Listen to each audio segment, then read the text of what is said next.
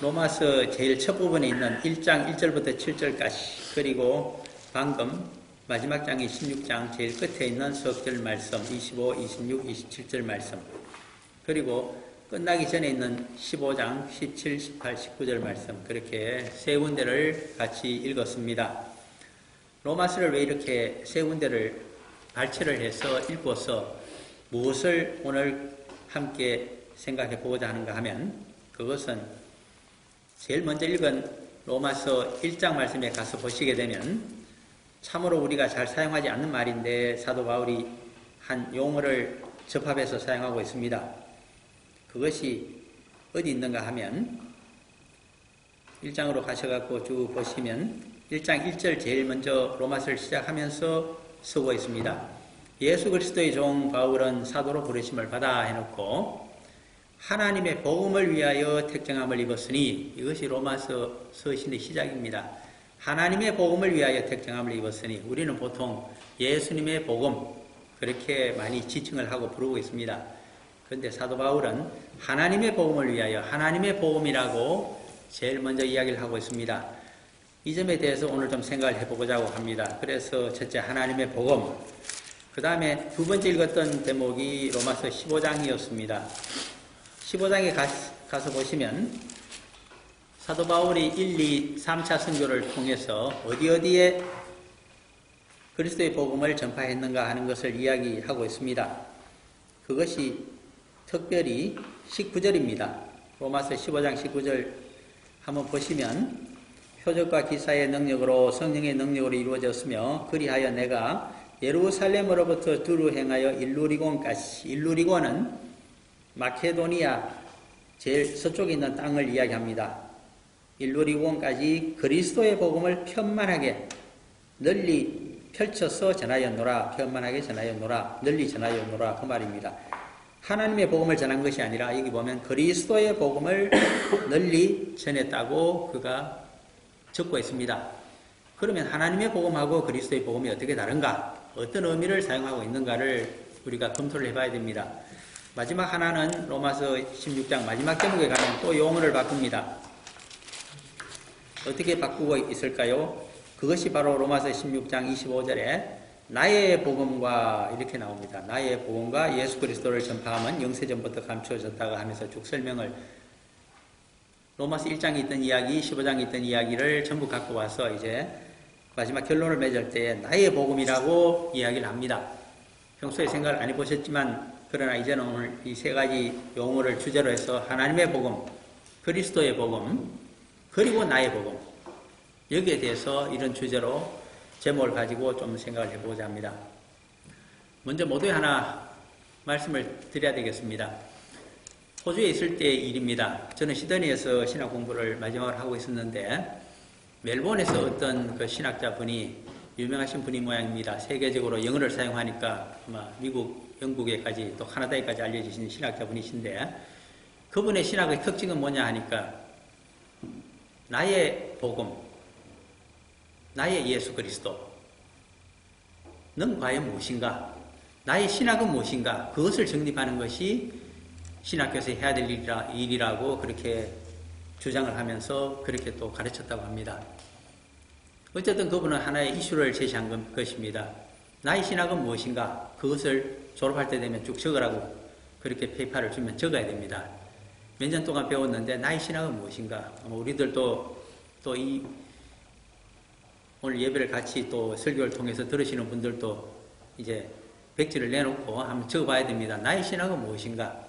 그것은 다시 말을 바꾸게 되면 나의 복음은 무엇인가? 그것을 이야기하고 있습니다. 하나님의 복음, 그리스도의 복음, 나의 신앙생활, 나의 신학이 결국 나에게 어떻게 적용되어지며 나의 사고방식과 행동 방법, 행동 양식, 삶을 어떻게 변화시키고 바꾸어 나가고 있는가를 적어보고 또 생각해 보는 것, 그것이 나의 복음의 특징입니다. 그런데 나의 복음이 있기 위해서는 반드시 그리스도의 복음이 있어야 됩니다. 복음이라고 하면 역시 예수 그리스도의 교훈과 생애를 이야기하고 있기 때문에 예수 그리스도를 떠나서는, 복음서를 떠나서는 복음을 우리가 이해할 수가 없습니다. 또 복음서를 가지고 히브리 정경, 구약의 하나님의 그 여호와의 말씀을 비춰보고 조명해보지 않고서는 어디서부터 이 복음이 흘러나오고 있는가에 대한 근원을 알 수가 없도록 되어 있습니다. 그러한 측면에서 조금 요약을 해보면 이렇습니다. 알기 쉽게 이제 말씀을 하나 드립니다. 우리가 현대국가에 있어서 현대국가는 사실 민족국가 단위로 되어 있습니다만 이 민족국가가 움직일 때에 반드시 재정이 있어야 움직이니까 이 재정에 대해서는 세 가지로 우리가 관찰을 합니다. 제일 먼저 예산을 세워야 됩니다. 가게도 그렇고 기업도 그렇고 정부도 그렇고 국가도 다 그렇습니다. 먼저 예산을 세워야 됩니다. 교회 역시 그렇습니다. 예산이 있어야 됩니다. 예산의 책정과 정립이 그 예정이 제일 먼저 있게 됩니다. 그 다음 해는 그 예산을 집행합니다. 예산의 집행. 그것을 하게 됩니다. 마지막 세 번째 해에 가게 되면 결산을 하게 됩니다. 예산대로 제대로 집행이 되었는가를 대조해서 보게 됩니다. 그래서 결산이 있게 됩니다. 그러므로 이 3단계가 반드시 시간적인 순서로 있게 마련입니다. 예산에 해당되는 것, 복음에 대한 예정하심입니다. 아버지 하나님께서 예산을 세우시듯이 예정을 하셨다는 겁니다. 이것이 어디에 있을까요? 그런 측면에서 로마서 1장을 보면 정확하게 적혀져 있습니다. 이 복음은 하나님의 2절입니다. 이 복음은 하나님의 복음은 하나님이 선지자들을 통하여 그의 아들에 관하여 성경에 미리 약속하신 것이라. 구약인 히브리 정경의 선지서에 혹은 선지서가 아니더라도 선지자에 해당되는 모세오경을 쓴 사람이 모세잖아요. 모세의 글을 통해서 아니면 선지자 성령의 감동을 받았던 왕도 있고 사람들도 있고 백성들도 있습니다. 제사장도 있습니다. 그들이 선지자의 일을 합니다. 특히 시편에 보면 다윗 대왕이 성령의 충만함을 받아서 많은 시편에 하나님의 예언의 글을 많이 지었습니다. 그 중에 보면 110편에 보면 주님 메시아에 대한 예언이 나타나고 있습니다. 역시 다윗의 글에도 시편에도 나와 있습니다. 그 역시 선지자였습니다. 하나님이 선지자들을 통하여 메시아에 관하여 이야기한 것이 예언해 준 것이 있다는 것입니다. 그러므로 하나님의 복음은 이 세상에 오실 메시아에 대해서 히브리 정경에서 선지자들을 통해서 이미 예언해 놓으신 그 부분을 봐야 된다는 것을 우리에게 얘기해 주고 있습니다. 거기 보면 하나님의 예정하심이 있다. 그것이 하나님의 복음입니다. 그리스도의 복음은 무엇일까요? 그것은 집행에 해당됩니다. 하나님의 뜻을 이 땅 위에서 성취하는 것, 그것이 그리스도의 복음입니다. 이 복음 사역이라고 하는 것은 두 가지로 구성이 되어 있다고 보면 됩니다. 첫 번째 하나는 무엇인가 하면 히브리 정경에 들어있는 여호와 하나님의 모든 말씀의 본래의 뜻이 취지가 이것이라고 선포해 주는 것입니다. 밝혀주는 것입니다. 그것이 하나님의 말씀의 취지를 본뜻을 밝혀주시는 예수 그리스도의 말씀 사역입니다. 그것이 바로 그리스도의 복음입니다. 왜 그렇게 하나님의 말씀의 본래 뜻은 바리새인을 비롯해서 선민 이스라엘 백성들이 얼마나 열심히 공부를 하고 안식일마다 그렇게 또 모여서 주일마다 안식일마다 매주 공부를 하고 또 절기 때가 되면 예루살렘 성전에 모여서 일주일씩 그렇게 서너 차례 또 공부를 했습니다. 그럼에도 불구하고 이 선민들이 공부한 내용하고 그리스도 예수님이 계시의 완전체로서 오셔서 우리들에게 밝혀주신 복음하고는 정반대입니다. 거기에 문제가 있다는 겁니다. 예를 들면 선민 유대인들은 히브리 정경에 들어있는 하나님의 말씀을 선민 중심주의로 보았습니다. 선민 우월 사상으로 보았습니다. 선민 구원 사상으로 본 겁니다. 선민 구원 사상이라고 하는 것은 여호와 하나님께서는 출애굽기의 여호와 하나님처럼 선민만을 구원하시고 선민을 괴롭히고 있는 이방 제국과 이방 나라에 대해서는 이방 민족에 대해서는 벌을 내리신다. 이것이 주된 사상입니다. 그러므로 그 일을 해줄 메시아를 기다리고 있었던 메시아 사상도 그러한 맥락에서 그들은 이해하고 있었습니다. 홍해를 예를 들어보면 하나님이 신의적인 능력으로 기적으로 모세를 통해서 홍해 바다를 갈라셨습니다. 동풍이 밤새도록 불게 해서 마른 땅이 습기를 제거하고 그 바다 사이에 난 그 길이 마르도록 해서 그 맨 땅을 240만 명의 출애굽한 이스라엘 백성들이 지나갔습니다. 뒤따라서 추격을 해오는 애굽의 군대를 빨리 추격하지 못하도록 온갖 방해를 다 하시다가 마지막에는 백성들이 맞은편 언덕으로 건너간 것을 보시고서는 모세를 시켜서 홍해 바닷물을 합치게 했습니다. 그래서 추격군, 얼마인지 모릅니다만 엄청난 애굽의 추격군 정예 부대가 그 자리에서 수장을 당해버렸습니다. 그날 새벽에 동쪽 언덕에 와서 안전을 확인한 다음에 바닷물을 보니 얼마나 많은 애굽의 군대가 죽어 있는지 모릅니다. 그 광경을 보고서 하나님에 대한 찬양의 내용이 드디어 출애굽기에 실려 있습니다. 그들은 여호와를 이렇게 찬양했을 것입니다. 우리를 괴롭히고 우리를 추격하고 우리를 노예화하려고 뒤따라오던 애굽의 모든 군대를 전능하신 여호와 하나님께서는 우리를 살리시고 바닷물을 갈라서 우리를 살리시고 그 추격군을 바닷물로 합치게 해서 모두 몰살시켜 버리셨도다. 이 위대하신 여호와 하나님을 찬양하라. 그 내용입니다. 이 모든 이야기를 집약하게 되면 한 구절밖에 없습니다. 선민사상은. 여호와 하나님은 어떤 분이신가? 이스라엘의 하나님이시라. 그는 우리를 구원하시고 모든 이방인들을 멸망시키는 하나님이시다. 그러므로 이방인들이 구원을 받자면 어찌해야 되는가? 선민 이스라엘 사람들처럼 살아가야 된다. 할례를 받아야 되고 안식일을 지켜야 되며 성전에서 재래의식을 드리고 속죄 제사를 드리며 그리고 선민 이스라엘을 주인으로 섬기며 종으로 살아가야 된다. 이것이 선민사상입니다. 그때만 그렇습니까? 아닙니다. 오늘날 또 전 세계를 돌아보게 되면 패권을 행사하고 지역 패권을 가진 나라들이 주인 행세를 합니다. 약소국들은 그들을 섬겨야 되는 종입니다. 나라와 나라 사이에서만 그렇습니까? 국가 내에서도 보면 지역적으로도 그렇고 세대 간에도 그렇고 자본의 많고 적음을 따라서 재산 유무를 따라서 역시 그렇습니다. 돈이 많은 자가 자본주의 사회에서는 상전입니다. 주인입니다. 쉬운 말로 갑질을 한다고 합니다. 어리되고 있는 그들에게 노예살이를 하듯이 공공하게 비참하게 살아가며 내일이 없기 때문에 자살하는 경우도 가족관계 동반자살하는 경우도 많습니다. 오늘날에도 벌어지고 있는 비극들입니다. 그런데 예수 그리스도께서는 오셔서 그것이 하나님의 뜻이 아니라고 말씀하십니다. 선민들도 회개의 대상이며 선민들은 여호와 하나님의 뜻을 진작에 알았더라면 이방인들을 그렇게 하나님께서 저주하시고 재앙을 내리시도록 강구하는 것이 아니라 되려 그들을 사랑하고 그들을 용서해주고 그들을 구원하기 위해서 제사를 드려주는 제사장 나라, 그들을 위해서 간절하게 구원을 요청하는 중보의 기도자 거룩한 백성 아브라함처럼 살아가라고 하는 것이 하나님의 말씀인데 하나도 실천하지 않았다고 얼마나 야단을 그들을 치시는지 모릅니다. 워낙 너희들이 그러하기 때문에 역사 가운데 저 변방 갈릴리의 선지자 하나를 뽑아서 요나 선지자입니다. 니느웨까지 800km를 가게 해서 복음을 전하게 하지 않았느냐.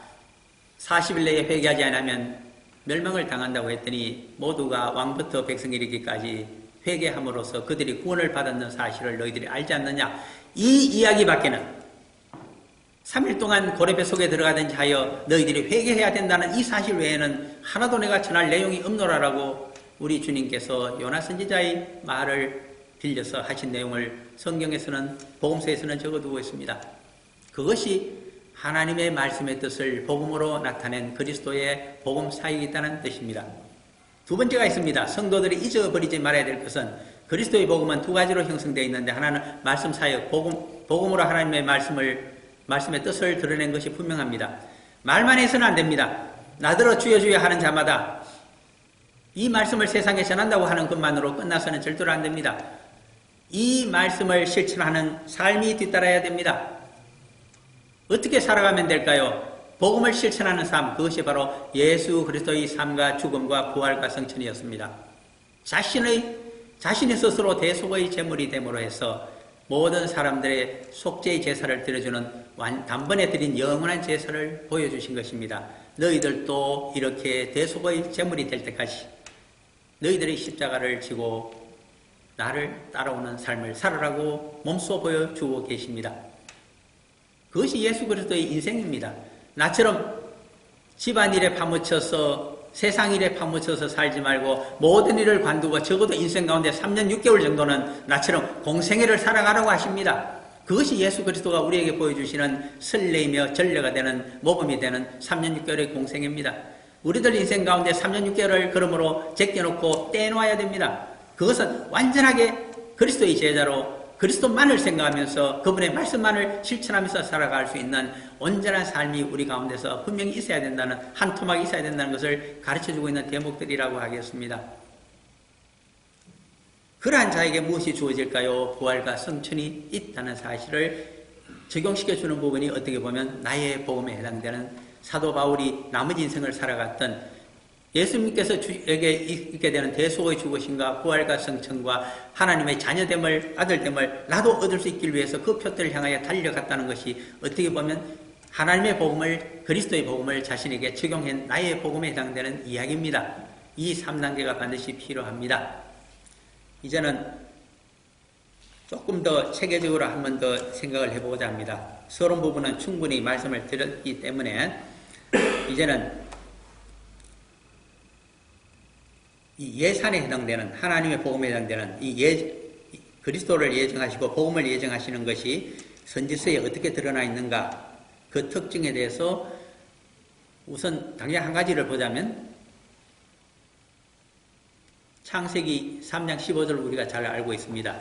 한번 가서 에덴 동산에서 신라군으로 저주를 받아서 떠나기 전에 우리 믿음의 조상이, 정말 진짜 조상이 되고 있는, 가장 근원적인 조상이 되고 있는 아담 부부에게 무엇을 말씀해 주는지를 우리가 창세기 3장 15절에서 한번 다시 보아야 되겠습니다.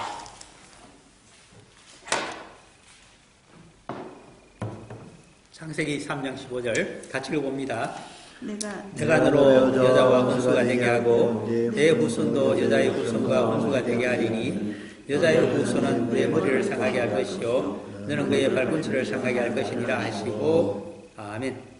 여기서 강조가 되고 있는 것은 여자라는 말이 3번 나옵니다. 그리고 여자의 후손이라고 하는 말이 2번 나오고 있습니다. 우리는 다 여자의 후손들이 맞습니다. 다 못해서 태어나지 부태해서 태어나지 않지 않습니까? 그런데 왜 여자의 후손을 이렇게 강조하고 있을까요? 여기서는 가장 순수한 여자의 후손을 이야기하고 있습니다. 그것을 이름하여 대선지서 처음에 자리를 잡고 있는 이사야서로 가게 되면 이사야서 7장 14절에서 드디어 선지자의 예언이 이 부분에 대해서 관련하여 나타나고 있습니다. 7장 14절입니다. 이사야서입니다.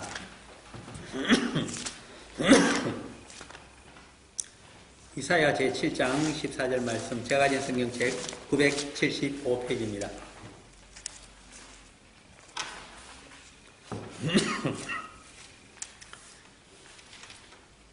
우리가 거의 교회 오래 다니신 분들은 외우고 있는 구절입니다. 이사야서 7장 14절 같이 읽어봅니다. 그러므로 주께서 친히 징조를 너희에게 주실 것이라. 보라, 처녀가 잉태하여 아들을 낳을 것이요 그의 이름을 임마누엘이라 하리라. 아멘.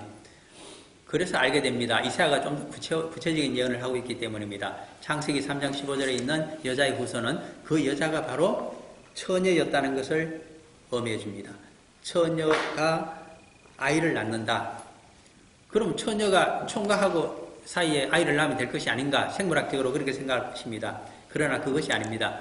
누가복음 1장에 가서 보시게 되면 천사장 가브리엘이 나사렛 동네에 와서 목수 요셉의 약혼녀가 되어 있는 처녀 마리아에게 임하여 성령이 너를 덮으시고 너에게 임하고 하나님의 능력이 너를 덮게 되면 너가 아들을 낳을 수 있게 될 텐데 그 아들의 이름을 예수라고 하라고 그렇게 말씀을 전해줍니다. 그랬더니 마리아가 묻습니다. 나는 처녀요 남자를 알지 못하고 정혼남이 되는 요셉하고도 합방을 한 적이 없는데 어떻게 아기를 낳을 수 있겠습니까? 그랬더니 하나님의 능력이 너에게 임하면 하나님께서는 못할 일이 없으시다고 말씀을 해주시는 부분을 보게 될 것입니다. 바로 그 부분입니다. 그러므로 메시아는 복음을 이 세상에 집행하게 될 메시아는 어떻게 태어날 것인가? 하나님의 예정하심은 남편이 없는 처녀에게서 하나님의 능력으로 하나님의 아버지가 되셔서 아들을 이 세상에 보내신다는 것입니다. 그것이 하나님의 복음의 첫 번째 내용이 될 것입니다. 두 번째 내용도 역시 이사야서에 있습니다. 9장 6절이 되겠습니다. 9장 6절을 보시면 이 복음을 하나님께서 어떻게 준비하시는가? 9장 6절입니다. 한번 읽어보겠습니다. 이는 한 아기가 우리에게 낳고 한 아들을 우리에게 주신 바 되었는데 그의 어깨에는 정사를 메었고 그의 이름은 기묘자라 모사라 전능하신 하나님이라 영존하시는 아버지라 평강의 왕이라 할 것입니다. 이 구절이 어떻게 히브리 정경에 적혀 있는지 저는 도무지 이해할 수가 없습니다. 한 아기가 우리에게 낳았다는데 우리는 하나님의 아들로 받아들입니다. 그런데 하나님의 아들의 정체가 무엇인가? 본래 신분을 대해서 여러 가지 용어를 빌려오고 있습니다. 기묘자, 모사, 거기까지는 그런대로 사람적인 냄새가 많이 나기 때문에 이해가 됩니다. 전능하신 하나님이라 아버지와 아들이 동일한 창조주라는 것을, 창조주의 전능성을 갖고 있다는 것을 의미해줍니다. 또 영생의 아버지시라, 아버지와 아들이 다른 것이 아니고 전부 여호와 하나님의 하나의 위격이심을 여기서도 설명해 줍니다. 그리고 평강의 왕이라까지 설명해 주고 있습니다. 하나님의 아들이심을 가장 정확하게 그리고 아버지와 하나 되심을 설명해 주고 있는 구절이 이 구절이 되겠습니다. 그 다음에 세 번째 예언이 역시 이사야서 11장에 드러나고 있습니다. 그것이 바로 11장 1절과 10절입니다. 이사야서 11장 1절을 먼저 같이 읽어서 생각을 해보겠습니다. 이새의 줄기에서 한 싹이 나며 그 뿌리에서 한 가지가 나서 결실할 것이요. 아멘. 메시아가 어디서 태어나시는가? 이 구절을 적용합니다. 이새의 줄기에 있어 난독합니다. 뿌리가 있고 줄기가 있으니 가지가 뻗게 됩니다. 그러므로 이것은 족보를 이야기합니다. 이새의 줄기, 이새의 족보에서 끝에 나타나신다는 겁니다. 어디 있는 이야기입니까? 마태복음 1장을 이야기하고 있습니다. 마태복음 1장으로 가셔서 예수 그리스도의 족보가 어떻게 되어 있는가를 보시게 되면 마태복음 1장 1절 이렇습니다. 아브라함과 다윗의 자손 예수 그리스도의 계보라. 2절 아브라함이 이삭을 낳고 이삭은 야곱을 낳고 쭉 내려옵니다. 그렇게 내려오다가 다윗도 있고 다윗으로부터 또 후손들이 내려오게 되겠습니다. 그래서 마태복음 1장 16절에 가게 되면 야곱은 마리아의 남편 요셉을 낳았으니 마리아에게서 그리스도라 칭하는 예수가 나시니라. 이 족보를 이야기하고 있습니다. 이 족보가 이새 줄기에서 난다는 이야기입니다. 이새가 바로 이새에게는 8명의 아들이 있었는데 막내 아들이 다윗이었기 때문입니다. 그러므로 여기 보시게 되면 마태복음 1장 6절을 한번 같이 읽어볼까요? 이새는 다윗 왕을 낳으니라. 다윗은 우리아의 아내에게서 솔로몬을 낳고 그렇습니다. 이새가 다윗 왕을 낳고 그 줄기에서 계속 내려오기 때문에 이 족보를 틀림없이 이야기하고 있습니다. 그 다음 11장 10절을 또 보겠습니다. 이것은 이사야서 11장 10절은 또 다른 내용을 이야기하고 있기 때문입니다. 이사야서 11장 10절 말씀 자꾸 이렇게 많이 찾아라고 해서 죄송합니다만 그러나 이번 기회에 한 번 더 유심히 보아두셔야 됩니다. 11장 10절 같이 읽어봅니다. 그날에 이새의 뿌리에서 한 싹이 나서 만민의 기치로 설 것이요 열방이 그에게로 돌아오리니 그가 그한 것이 영화로 오리라. 아멘. 11장 1절에서는 이새의 줄기를 예언하셨는데 마태복음 1장에 있는 그 족보가 맞습니다. 그런데 또 다른 족보를 이야기합니다. 11장 10절 그날에 이새의 뿌리에서 한 싹이 나서 줄기가 아니고 이제는 뿌리입니다. 예수 그리스도는 분명히 뿌리가 있고 줄기가 있고 그 줄기는 이새였습니다. 그래서 뻗은 가지 끝에 목수 요셉을 통해서 법적인 장자로 올라간 사람이 바로 예수 그리스도의 족보입니다. 법적으로 그렇다는 것이지 생물학적인 아버지는 아닙니다만은 일단 인간의 족보를 보면 그렇게 어제가 된 사람입니다. 그런데 줄기의 이야기가 더 이상 없습니다. 또 하나의 신비한 용어를 써서 우리에게 그리스도 예수의 신비에 대해서 설명을 해줍니다. 하나님의 예정하시면 이새의 뿌리에서 한 싹이 난다는 것입니다.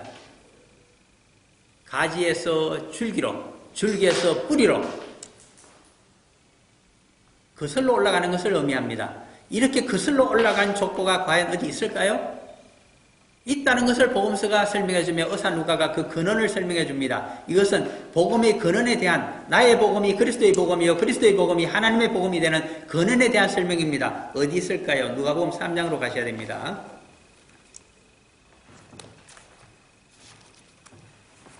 누가복음 3장 23절에서 38절 사이 말씀이 그것을 증거하고 있는 새로운 족보입니다. 누가복음 제3장 23절에서 38절의 새로운 족보를 보셔야 됩니다. 이렇게 이사야서의 예언이 두 가지로 나타날 수밖에 없는 이유가 거기에 설명되어지기 때문입니다. 누가복음 3장 23절 같이 한번 읽어볼까요? 예수께서 가르치심을 시작하실 때에 30세쯤 되시니라. 사람들이 아는 대로는 요셉의 아들이니 요셉의 위는 헬리오 이렇게 나갑니다. 그래서 쭉 다윗이 나타나고 다윗의 아버지인 이새가 나타나면서 보아스까지 이렇게 위로 거슬러 올라갑니다. 줄기에서 뿌리로 계속 올라갑니다. 올라가서 마지막 뿌리가 어딘가 하는 것이 38절의 내용입니다. 이것은 꼭 한번 같이 읽어보셔야 되겠습니다.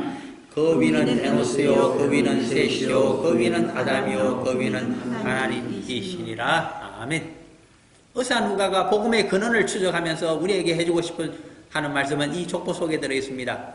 바로 이사야서 11장 10절에서 우리에게 예언삼아 해주던 그 이야기의 실체가 무엇인가 하는 것을 그가 파헤쳐서 귀 있는 자는 들으라고 보여주고 있는 것입니다. 우리들의 인류의 조상은 누굴까요? 아담이라고 믿음의 조상을 이야기합니다. 아브라함이 있다고는 하지만 더 원료로 거슬러 올라가게 되면 믿음의 조상은 아담입니다. 이 아담의 아버지가 누구실까요? 신앙적으로 복음적으로 바라보게 되면 하나님이시라고 하는 것을 우리에게 설명해 주고 있습니다. 우리의 믿음의 뿌리가, 우리의 믿음의 근원이, 복음의 근원이 어디 가서 뿌리를 박아야 될까요? 하나님에 가서 박아야 된다는 것을 의미하고 있습니다. 그러므로 이제는 믿음이 무엇인가를 알게 됩니다.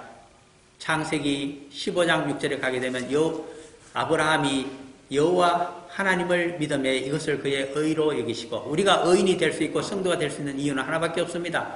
여호와 하나님이 우리의 뿌리시오, 여호와 하나님이 우리의 주인이시오, 여호와 하나님이 우리의 창조주시오, 그분으로부터 구원의 복음이 시작되고 있다는 사실을, 나를 구원해 주시는 분이 그분이시라는 사실을 우리가 뿌리됨을 알고 고백하고 있을 때 우리가 구원에 참여할 수 있는 성도가 된다는 뜻이고, 우리가 그것을 믿고 있을 때 우리가 믿음의 삶을 살아갈 수 있고 흔들리지 않는다는 뜻입니다.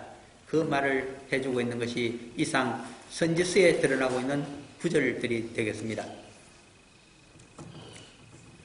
시간이 많이 없으니까 하나님의 복음에 대해서는 일단 그 정도만 설명을 하겠습니다.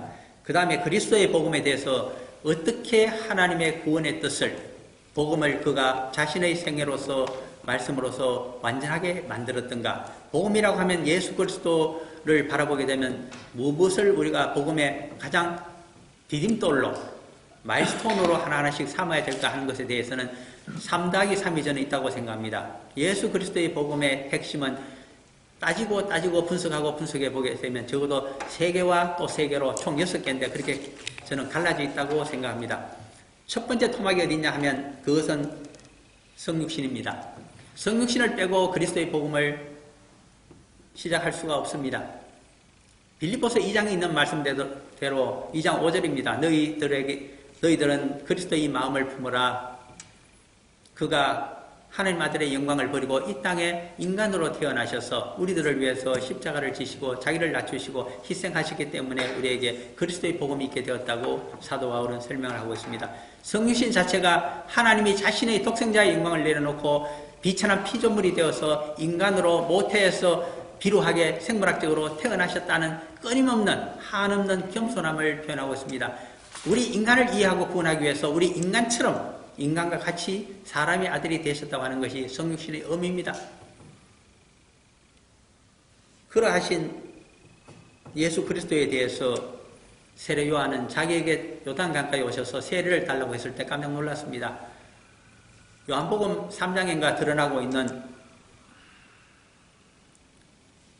세례 요한이 알고 있는 하나님의 아들 예수 그리스도는 어떤 분이신가 하면 늦게 나보다 공생애를 시작하시지만 나보다 항상 먼저 계신 분이라고 그가 증거를 하고 있습니다.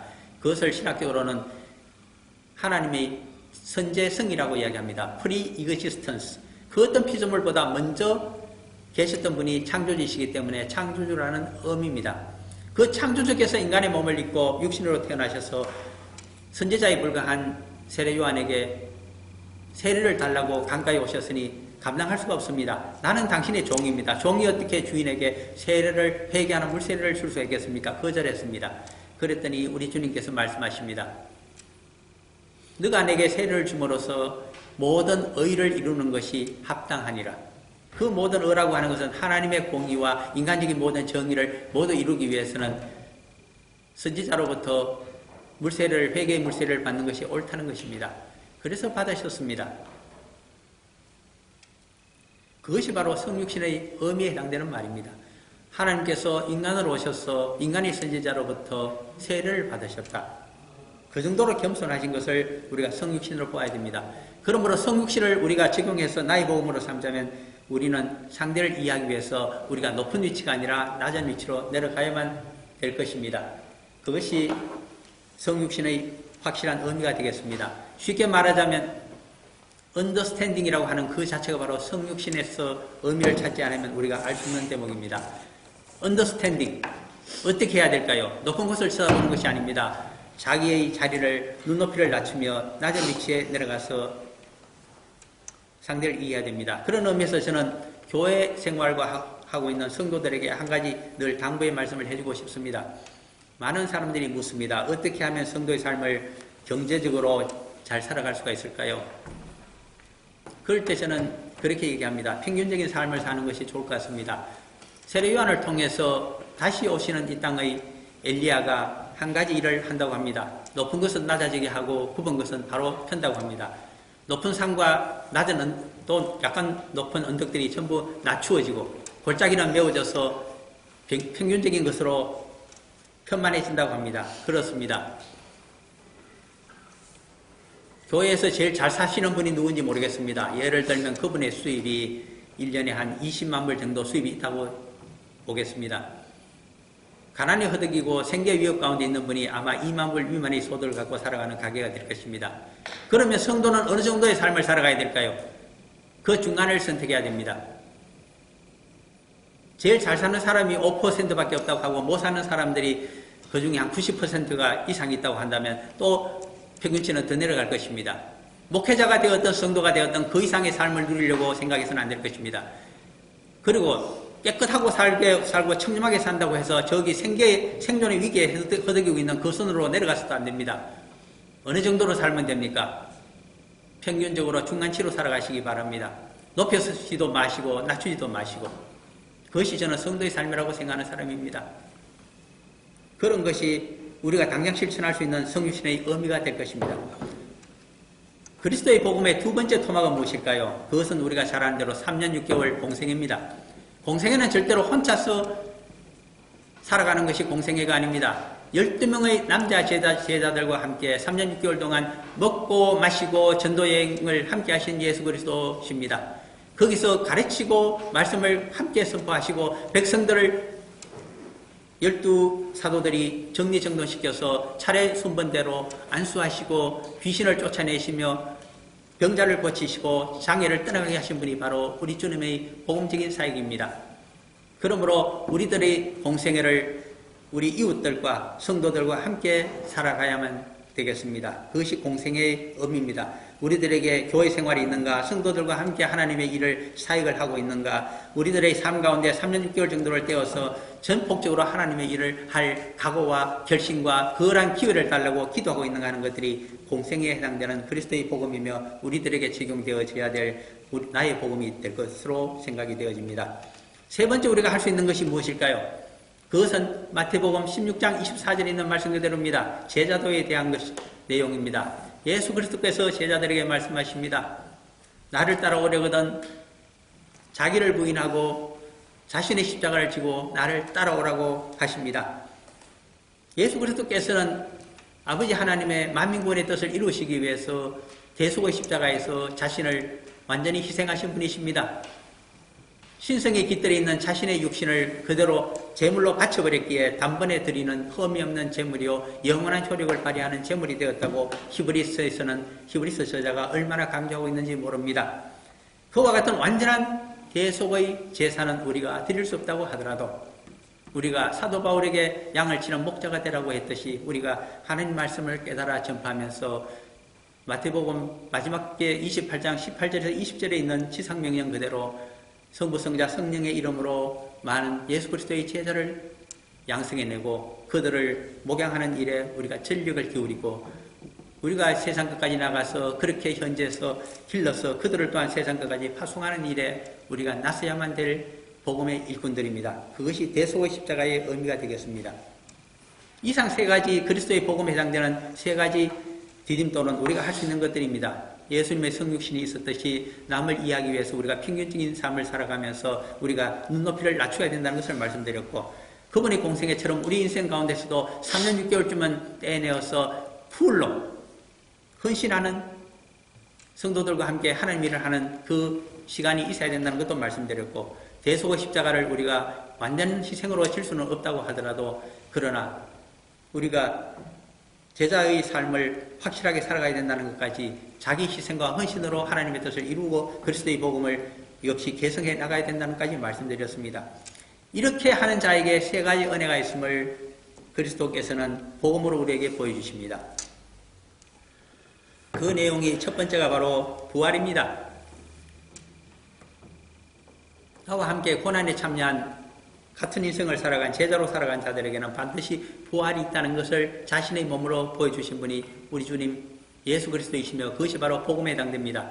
그러므로 빌립보스에 가게 되면 사도 바울이 십자가에서 피를 흘리신 그분이 어떻게 부활하셨는지 부활의 몸을 입으신 그것을 내가 알고서 그것을 얻기 위해서 나는 달려가고 있다고 자신의 신앙관을 사도 바울이 이야기하고 있습니다. 그러므로 예수 그리스도처럼 살아가게 되면 자동적으로 부활의 영에 의해서 우리가 부활하게 된다는 것을 로마서 8장 11절에 가게 되면 역시 사도 바울은 적어두고 있습니다. 예수 그리스도를 살리신 그 부활의 영이 우리들에게 성령과 함께 임하여 있으면 우리들도 모두 부활될 줄을 내가 믿노라 하면서 고린도전서 15장 부활의 장에 가게 되면 예수 그리스도가 부활의 첫 열매요 그 열매는 순서를 따라서 우리도 성도도 전부 부활된다는 것을 써두고 있습니다. 이것이 그리스도를 부활시키신 하나님의 부활의 영이 우리들에게 임하게 된다는 사실을 부활로서 설명해 주는 그리스도의 복음의 네 번째 요소가 됩니다. 다섯 번째 요소는 무엇일까요? 성천입니다. 의사 누가는 예수 그리스도가 어디에서 성천했던가를 그는 역시 추적하고 있는 사람입니다. 그래서 누가복음 마지막 장인 24장 49절에 가게 되면 약속하신 성령을 보내주신다 하시고서 50절에서 베다니로 나아가서 그곳에서 51절에 하늘로 올리워 성천하셨다고 적고 있습니다. 그러므로 우리가 구체적으로 예수 그리스도는 예루살렘 동쪽 3km에 떨어져 있는 근교마을 사랑하던 그 베다니 언덕에서 성천하셨다는 사실을 우리가 알 수가 있습니다. 이 성천이 굉장히 중요합니다. 성천의 복음은 왜 우리들에게 중요한가 하면 그것은 엘리야와 엘리사의 이야기에서 그대로 드러나기 때문입니다. 열왕기하 2장에 가게 되면 선지자 엘리야가 요단강가에서 성천하는 대목을 기록하고 있습니다. 그때 엘리사가 부르짖습니다. 제자가 부르짖습니다. 나의 스승이시여 당신이 하늘로 올라가게 되면 우리 남은 생도들은 어찌하면 됩니까? 하고 그래서 갑절의 영감을 달라고 부르짖게 됩니다. 그랬더니 내가 성천한 것을 너가 보기만 하여도 그 갑절의 영감을 얻을 수 있으리라고 하면서 옷을 던져줍니다. 그 옷을 물려받게 되는 엘리사는 정말 갑절의 능력을 얻게 됩니다. 왜 갑절의 능력이 성도의 삶 가운데 나타나게 될까요? 성천을 자기 자신의 눈으로 보았기 때문입니다. 이 부활과 성천을 본 자가 누구일까요? 12사도와 그리고 500여 명의 제자들이었을 것입니다. 그런데 사도 바울은 스스로 자신의 육신의 눈으로 그리스도의 부활과 성천을 보지 못한 사람입니다. 얼마나 그것을 안타까워한 사도인지 모릅니다. 후속 사도이기 때문입니다. 그러나 그는 고린도전서 15장 부활의 장 8절에 가게 되면 만삭되지 못하여 태어난 나에게도 부활하신 주님이 보였거니와라고 그가 적고 있습니다. 그 구절을 잘못 이해하게 되면 사도 바울이 머리가 좀 잘못된 사람이 아닌가 생각할 수도 있을 것입니다. 예수 그리스도를 당시에 핍박했던 그가 언제 부활을 보았으며 언제 성천을 보았다는 말일까요? 그러나 그 의미가 아닙니다. 복음서를 보게 되면 도마에게 나를 보지 아니하고 처음에 도마는 자기가 없을 때에 부활하신 주님이 제자들에게 나타났다는 사실을 듣고서 자신의 눈으로 보지 아니하고서는 도저히 확인하지 않으면 믿지를 못하겠다고 굉장히 과학적인 이야기를 했던 사람이 사도 도마였습니다. 그를 위해서 두 번째 제자들에게 나타나셨습니다. 그러면서 손을 벌리시면서 도마에게 예수님이 말씀하십니다. 믿지 아니하고 하지 말고 보고서 믿으라고 보여주셨습니다. 그 광경을 보고서 사도 도마는 예수님 앞으로 나가서 자신의 손으로 손과 발에 난 못자국을 만질 수가 없었습니다. 이미 자신의 속을 다 들여다보시고 증거를 제시해 주시는 그분 앞에 우리가 어떻게 나갈 수 있겠습니까? 그래서 나의 하나님이요 나의 그리스도라고 고백할 수밖에 없습니다. 그랬더니 예수님께서 한 가지 말씀하십니다. 너는 나를 본고로 믿느냐? 앞으로 보지 아니하고 영적으로 믿는 그 사람들에게 더 복이 있도다. 그 사람의 시초가 누구일까요? 사도 바울이 자기 자신임을 드러내고 있습니다. 그래서 고린도전서 11장 1절에 가게 되면 내가 그리스도를 본받는 자가 된 것 같이 너희들은 나를 본받으라고 사도 바울이 이야기합니다. 영적으로 보지 아니하고 믿는 자의 내가 시초가 되었으니 나처럼 너희들도 믿고 사도적인 삶을 살아가라고 하는 것이 영적인 믿음이 아니겠습니까? 그런 측면에서 성천을 생각합니다. 우리도 영적으로는 엘리사와 같은 자입니다. 예수 그리스도께서 베단에서 성천하시면서 우리에게 지상명령을 맡기셨다는 것을 우리가 바라보게 되고 나의 믿음으로 받아들일 때 우리의 믿음은 배가 될 것입니다. 부활하고 성천할 수 있게 되었으니 이 세상에서 두려울 것이 무엇이 있겠습니까? 죽음이 온다 한들 죽을 병에 걸렸다고 한들 우리들에게는 소망과 미래만 있게 될 것입니다. 그것이 성천이 주고 있는 엄청난 복음적인 폭발적인 의미입니다. 마지막으로 여섯 번째 토막은 그리스도의 복음의 마지막 토막은 재림에 있습니다. 세컨드 컴. 반드시 그분이 오셔서 심판하실 것입니다. 그러므로 원수 갚는 일도 우리는 그분에게 맡겨야 되며 우리의 종말을 회개할 그때를 위해서 준비하면서 살아가야 됩니다. 항상 생각해야 됩니다. 후지불식간에 나의 죽음이 오듯이 그분께서 오셔서 나와 함께 계산할 것이다. 또 다른 것은 어카운팅, 회개가 됩니다. 세상 사람들은 흔히 그냥 회개, 가해이만 생각합니다. 내가 통회함으로 해서 내게 죄사함의 은혜와 칭의 은혜와 의롭게 된 나에게 육신 속에 심령 속에 성령님께서 오시게 되었으니 나는 하나님의 아들이 되었다고 그것만 믿고서 기뻐 날뛰고 있습니다. 그러나 그것만으로 되는 것이 아닙니다. 지상명령을 실천하면서 그리스도의 제자답게 살아가고 하나님의 자녀답게 살아감으로써 반드시 마지막에는 심판대에서 계산을 하게 된다는 그 계산에 프리패스 될 것인가. 공항에 있으면 우리가 커스텀에게서 그린 색깔로 가게 되면 오른쪽으로 그냥 프리패스 합니다. 왼쪽으로 가면 짐 조사를 하게 됩니다. 나는 오른쪽이 될까 왼쪽이 될까 항상 이 세컨드 커밍을 생각하면서 우리가 우리 자신을 준비해야 되는 것이 바로 종된 삶입니다. 이 여섯 토막이 그리스도의 복음이라고 볼 수가 있습니다. 정리하자면 쉽습니다. 성육신과 공생의 대속의 십자가는 우리가 할 수 있는 것들입니다. 그 다음에 부활과 성천, 재림은 우리가 소망 가운데 바라보게 되면 우리들에게 반드시 죽은 다음에 우리들도 똑같이 혼비아 시스템에 의해서 이루어지듯이 그와 같은 절차를 밟게 될 것입니다. 마지막으로 나의 복음에 있어서 과연 무엇일까? 시간이 크게 없어서 두 가지 구절만 갖고 말씀을 드리겠습니다. 우리가 잘 아는 누가복음 22장 28절에서 30절 말씀을 한번 보겠습니다. 거기에 나의 복음에 대해서 적어준 구절이 있기 때문입니다. 우리가 복음을 실천하게 되면 과연 어떤 영광 가운데 들어갈까요? 그것이 나의 복음에 해당이 될 것입니다. 누가복음 22장 28절에서 30절까지 내용입니다. 누가복음 제22장 28절에서 30절까지입니다. 예, 찾으셨으면 호흡을 맞추고 같이 읽어봅니다. 너희는 나의 모든 시험 중에 항상 나와 함께한 자들인즉 내 아버지께서 나라를 내게 맡기신 것 같이 나도 너희에게 맡겨 너희로 내 나라에서 내 상에서 먹고 마시며 또는 보좌에 앉아 이스라엘 그 지파를 다스리게 하려 하노라. 아멘. 우리들의 미래상 그것은 여기에 적혀져 있습니다. 고난을 마다하지 아니하고 예수 그리스도와 함께 동행하면서 남은 인생을 끝없는 삶을 살아간 자들에 대해서는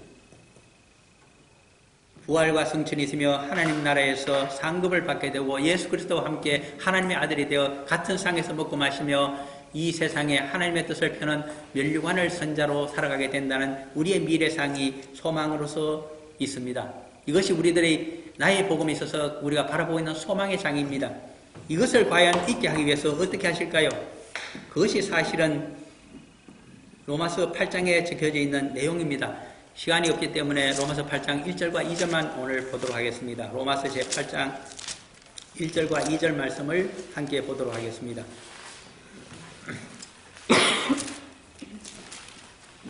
로마서 제8장 1절과 2절 말씀을 오늘 결론적으로 찾아보고자 합니다. 차신자와 같이 읽어봅니다. 그러므로 이제 그리스도 예수 안에 있는 자에게는 결코 정죄함이 없나니 이는 그리스도 예수 안에 있는 생명의 선생님이 죄와 사망의 법에서 너를 대항하였음이니라. 아멘. 여기서 중요한 구절은 1절에 보면 그리스도 예수 안에 있는 자, 그리스도 예수 안에, 그리고 2절에 가게 되면 또 그리스도 예수 안에 있는, 이렇게 나타납니다.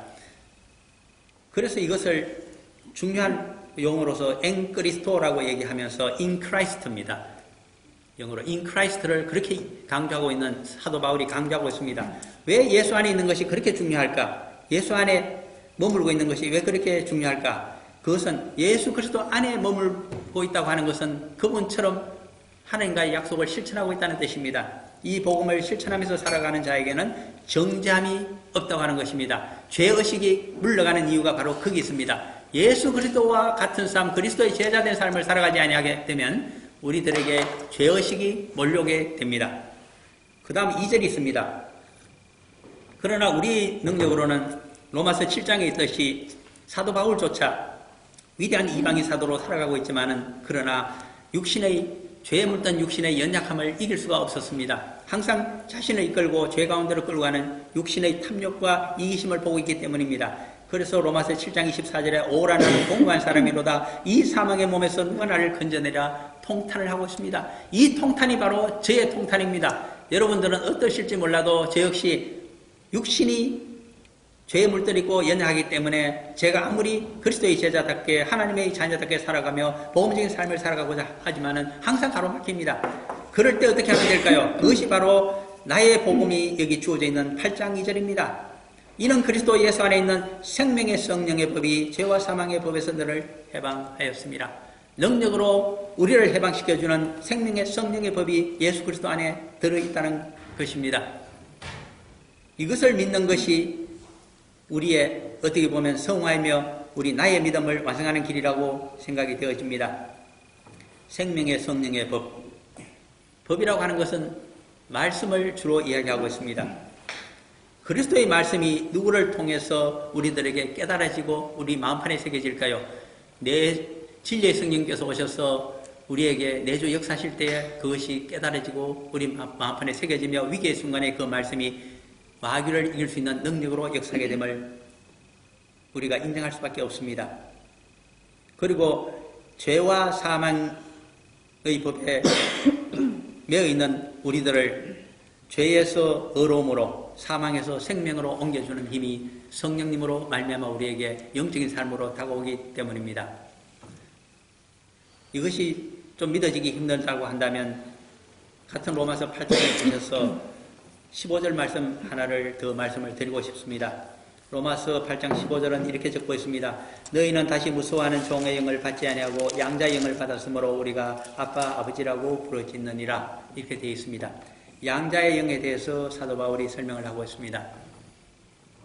다른 복음서라든가 서신서에는 양자의 영에 대한 이야기가 없습니다만은 사도 바울만이 설명을 하고 있습니다. 사도 바울이 왜 양자의 영을 우리들에게 말해주고 있을까요? 성령께서 우리에게 임재 역사하시면서 우리 보고 하나님의 양자라고 인정을 해준다는 뜻입니다. 한 가지 예화가 필요합니다. 이 점을 깊이 이해하기 위해서는. 사도 바울이 살고 있었던 그때가 바로 로마 제국의 시대입니다. 로마 제국에는 여러 명의 황제가 있었지만 첫 번째 황제가 옥타비아누스였으나 그가 황제에 해당되는 존엄한 자라는 아우구스투스라는 칭호를 원로원으로부터 받고 초대 황제가 된 사람입니다. 이 아우구스투스가 옥타비아누스가 누구였는가 하면 시저의 카이사라고 불리지 않습니까? 황제가 데려다가 원로원의 석격을 받아서 참혹하게 죽은 이 시저의 누나의 손자였습니다. 그런데 이 옥타비아누스를 양아들로 삼았기 때문에 그가 상속자가 된 것입니다. 로마 제국의 첫 번째 황제가 누구였던가? 옥타비아누스 아우구스투스입니다. 그는 어떻게 해서 황제가 되었던가? 양아들이 되었기 때문에 황제가 된 사람입니다. 두 번째 황제가 누구였을까요? 우리가 성경에서 그 이름이 디베로라고 나타나는 티베리우스입니다. 이 티베리우스는 어떻게 해서 황제가 되었을까요? 그는 전 황제의, 즉 옥타비아누스, 아우구스투스의 아들이 아닙니다. 아우구스투스가 재혼을 했습니다. 여자가 아들을 데리고 들어왔습니다. 생물학적인 아버지가 다릅니다. 그러나 그가 워낙 출중하였기 때문에 이 티베리우스를 양자로 삼았습니다. 그래서 황자의 자리에 앉았던 사람입니다. 티베리우스의 뒤를 잇게 되는 황제가 또 있습니다. 칼리쿠스입니까? 이 자는 누굽니까? 역시 티베리우스의 아들이 아닙니다. 그는 양자의 아들이었습니다. 왜 그러냐니까 이 티베리우스가 오래 통치를 했기 때문에 결국은 양자도 죽고 양자의 아들이 있었는데 그를 황제로 삼아서 세 번째 황제가 됩니다. 칼리쿠스 뒤는 또 누가 있게 될까요? 그 유명한 유대인 축출령을 내렸던 클라우디우스입니다. 4대 황제입니다. 클라우디우스는 조카였습니다.